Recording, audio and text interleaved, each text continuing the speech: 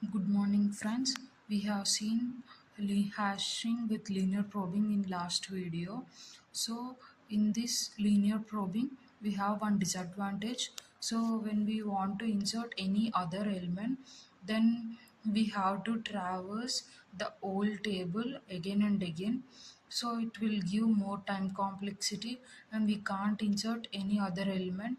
If I want to insert again 32, I can't insert in this table. So to resolve this problem, we have another method called as separate chaining.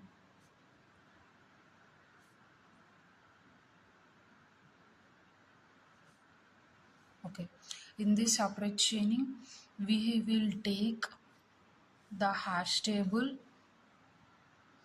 Each hash table, as we know, we have the indexes 0, 1, 2, 3, 4 and so on, and each index contains a list which stores the address of next element. Like this, it will have the list, so we can insert any number of elements in each index. Okay, so we will see about this by taking an example. So if I want to insert, first I will give the hash table with size 5. Now I want to insert 10 elements. Now what the elements I want to insert means, okay, 12, 22, 33, 43, 52, 65. How many? 1, 2, 3, 4, 5, 6, 7, 8, 9, 10. Okay, these elements I want to insert in this table. So as we know, we'll use the formula. The formula is key modulo size. This is division formula we use for hashing. Again, I want to explain about hashing. Hashing is a technique which is used to insert the data in the memory in the time complexity of order of 1 in a constant time complexity. If you want to insert the data in the table or memory, we'll use the technique called hashing. Okay, now I want to insert element 12. So 12 modulo, the size of the table is 5. So 12 modulo 5 equal to 2. So in index 2, I'll insert element 12. Index 2, I'll insert the element 12. Okay, now I want to insert 22. 22 modulo 5 is 2 again. So now I no need to travel again the whole table. Directly by going the index 2, I can insert at the last index, or to insert the element with order of 1, we will use insert at beginning. We can use insert at beginning, which helps to insert the element at the order of 1. Just we need to insert 22 and here 12. Okay, next, if I want to insert 33 modulo 5, which gives 3. Now at the index 3, I will insert 33. Now again 43 modulo 5, that is again 3, and here I will insert 43. Okay, next element is 52. 52 modulo 5 is 2. As I am not having place, I am writing like this. Try to understand. 52. Okay, next 65. 65 modulo 5 is 0. So at the 0th index, I am inserting 65. Now 78 modulo 5 is 3.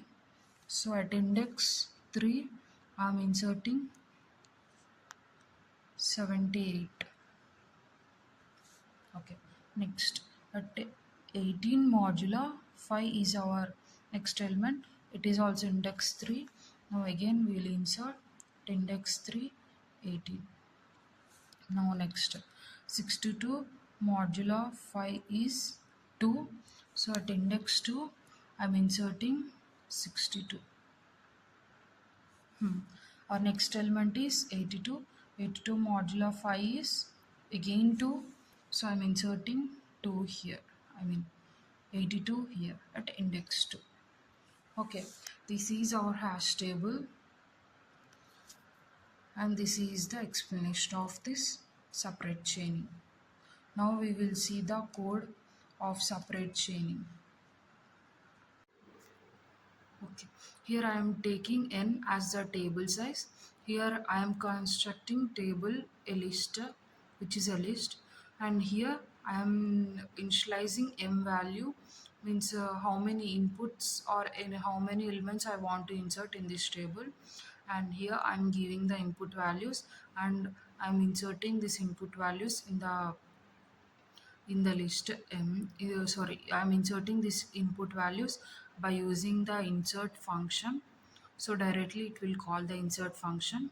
So now we will see about insert function. This is the table code as we have seen in previous code how to insert the element. So now we'll go for insert definition, means function. So the function is used to define by the keyword def. So of key is a parameter as I'm giving the element value by using b, and here the key will store the value of b. Now index equal to hash of key modulo n, which will give us the reminder, not the coefficient. The reminder will be stored at this temporary variable index. So that h equal to table of index means I am storing this table of index in h, and I am appending the key value in this h. Now I am printing the table at last step. So once we will run this code and we will check. Okay. Now I want to insert 5 elements, and 5 is the table size, and now I want to insert 10 elements as we will take the same input because we can understand it better. So the first element is 12, 22, 33, 43,